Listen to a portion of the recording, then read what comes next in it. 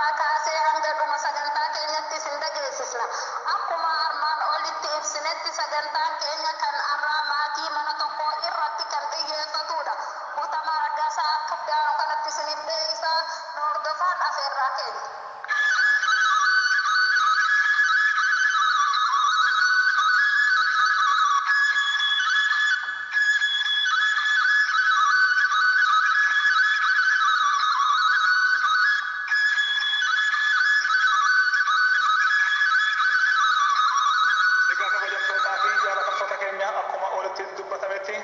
Seenaan keenya kanarraa seenaa maatii Umar Abdullah Allalloo irratti kan xiyyeeffatudha. Wareegama 15ffaa Abdullaahi Allalloo jedhama. Kan dhalate godina Harargee Bahaa aanaa Gola Odaa Ona Googoo bakka Limaa jedhamtutti. Abbaa isaa Abdullaahi Allalloo fi harmee isaa Mareena Happaarrii irraa bara 1952tti dhalate. Abdullaahi Allalloo jibba diinaa qabaachuu ture. Kanarraa ka'uudhaan roorroo mootummaa Dargii dadhabate bara 1973tti qabsootti dabalame. Innis akkuma qabsootti dabalameen dabballee ABO ta'uudhaan hojjechaa ture. Bara 1991tti dura ta'aa hawaasa aanaa Gola Odaa Aladdaa Gooroo Aabbuu tahee Sheek Xaliilessaa Qumbii fi Jaalladhii Gammadaa waliinis hariiroo uumuudhaan hojjechaa akka ture seenaan ni ibsa. Jaartaa booda bara 1992tti mootummaa wayyaaneetiin qabamee Huursotti baatii 6 hidhamee akka ture maddi seenaa isaa ifa godheera. Sana booda erga hidhaa irraa bahee boodaas abdii osoo hin kutin hawwii saba isaa dhugoomsuuf osoo warraaqaa jiru bara 1993tti bakka Dagaagaa jedhamtutti waraana TPLFiin wareegame. Umar Abdullah abbaa maatii 11 dhiira 11 fi dubara 6 walumaa galatti abbaa maatii 17 ta'uu seenaan isaa ni mirkaneessa.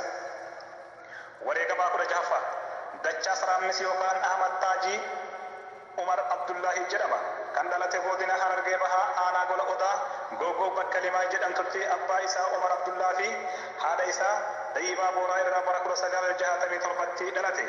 Innis akkuma qabsaa'ota Oromoo kaanii roorroo mootummaa Dargii dadhaburraa kan ka'e bara 1982tti qabsoo adda bilisummaa Oromootiin hoogganamtutti makame.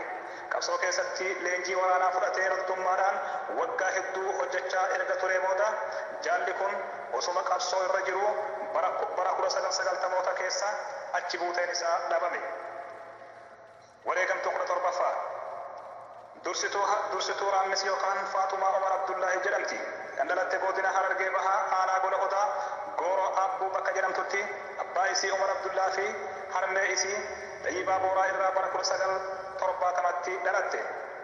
Isiinis gochaa mootummaan abbaa irree abbaa isiitii fi obboleewwan isii irratti raawwate obsitee laaluu waan dadhabdeef bara 1986tti qabsoo adda bilisummaa Oromootiin hoogganamtutti makamte. Qabsoo keessattis leenjii waraanaa erga fudhatteen booda abbaa saayilii ta'uudhaan lolchiisaa turte. Kana malees hawwisoo waraana bilisummaa Oromoo ta'uudhaan sirboota warraaqsaatiin qabsaa'ota onnachiisuudhaan gahee hawwisummaatis bahaa turte. Jaalli Daraartuun gootummaa isiitiin diina raasaa akka turte seenaan isii ni ibsa.